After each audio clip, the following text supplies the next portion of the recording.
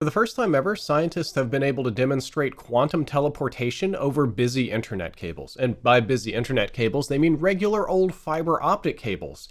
And they say that this advance opens the door for secure quantum applications without specialized infrastructure. And that's extremely important. One of the problems we're running into with quantum computing is how will these devices communicate with each other and how will they send their quanta of information? For the most part, what we've been doing is converting and digitizing that quanta to an output and then kind of putting it back in on the other end.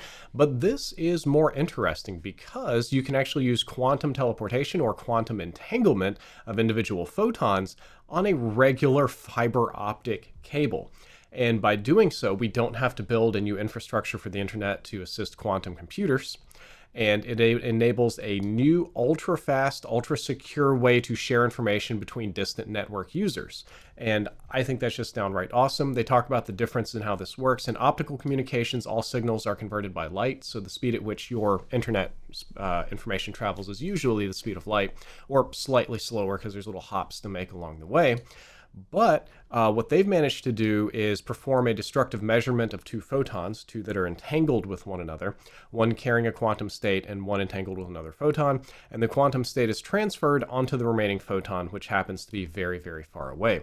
So the photon itself actually doesn't have to be sent over long distances, but its state still ends up coded in the distant photon. And this teleportation allows the exchange of information over great distances without requiring the information itself to actually travel that distance. And the key to make this work was they studied how light spread inside of a fiber optic cable.